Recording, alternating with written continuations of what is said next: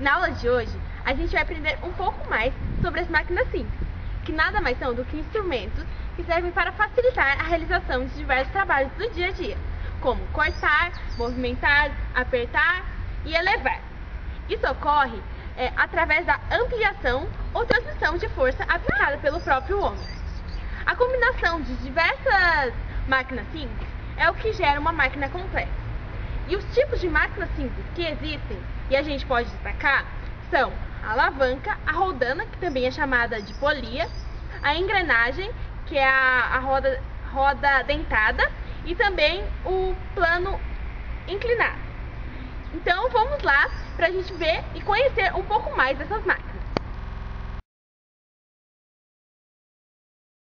A alavanca é formada por um objeto rígido capaz de girar em torno de um ponto de apoio fixo. A força aplicada pela pessoa, denominada força potente, é multiplicada e aplicada pela alavanca do outro lado do ponto de apoio, sendo esta a força resistente. Existem 3 tipos de alavancas: a alavanca interfixa, onde o ponto de apoio está entre a força potente e a força resistente, como por exemplo as balanças, gangorras, alicates, pé de cabra e tesouras. A alavanca interresistente, onde a força resistente está localizada entre o ponto de apoio e a força potente, como por exemplo o carrinho de mão, o abridor de garrafa e o quebra-nozes. E temos também a alavanca interpotente. A força potente está localizada entre o ponto de apoio e a força resistente. Alguns exemplos são pinça, vassoura, cortador de unhas e etc.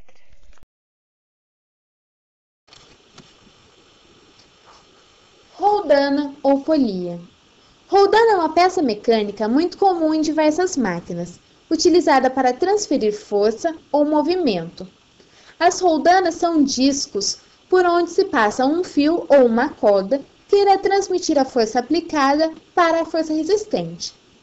Existem 2 tipos de sistema de polia: o sistema que contém roldana fixa e o sistema que contém roldanas móveis.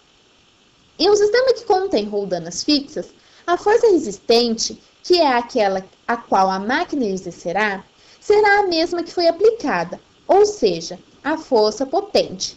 A única diferença será o sentido da força. Em um sistema de polias móveis, a força potente será dividida de acordo com o número de polias que o sistema contém. Exemplo: em um sistema com 2 polias, teremos a força potente dividida em 2, pois metade da força resistente é exercida pela superfície de onde a polia está presa. Podemos observar vários sistemas de polias presentes no nosso dia a dia. Por exemplo, nos varais de roupa, nos aparelhos de musculação, nos motores de automóveis, nos guindastes e nos transportes de materiais. Engrenagens. As engrenagens são máquinas simples voltadas para a redução ou para o aumento de um determinado dispositivo, ou para alterar sua direção. Desse modo, uma engrenagem é um conjunto de rodas dentadas que se acoplam de alguma maneira. A justificativa mais comum para a utilização das engrenagens é que nem sempre um dispositivo, uma máquina, por exemplo, tem sua velocidade adequada para funcionamento igual àquela do dispositivo que o colocou em movimento, um motor, por exemplo. Digamos que um motor impulsionado por um conjunto de pistões coloque um virabrequim para funcionar com uma velocidade de rotação de 1000 RPM, mas a máquina que ele pretende usar só funciona bem se usar a 250 RPM. Razão 4. Para reduzir a velocidade angular por um fator 4, basta acoplarmos as engrenagens de maneira que tal, enquanto uma dá 4 voltas, a outra dê apenas uma volta. Isso se consegue fazendo com que uma das rodas tenha 4 vezes mais dentes do que a outra. Usualmente, construímos um sistema de 2 engrenagens formando um conjunto único. Pode-se, assim, transmitir a energia proporcional promovida por um motor para uma máquina. Às vezes, no entanto, não é conveniente usarmos engrenagens ligadas entre si diretamente. Nesses casos, pode-se fazer o uso de correntes ou correias.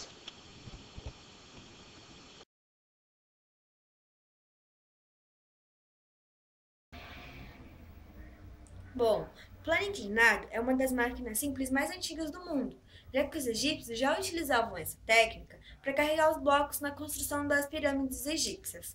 O homem pré-histórico também já utilizava essa técnica, pois ele escalava as montanhas em busca de alimento.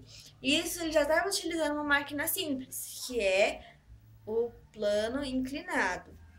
Bom, hoje em dia nós também vemos exemplos de planos inclinados. As rampas ou até mesmo aquelas voltinhas do parafuso que vão facilitar o trabalho do homem. Por quê? O plano inclinado, esse é o principal objetivo dele, é facilitar o trabalho e o homem usar o menos força possível. Bom, por exemplo, para poder saber que é um plano inclinado, tem que estar entre 0 e 90 graus com a horizontal.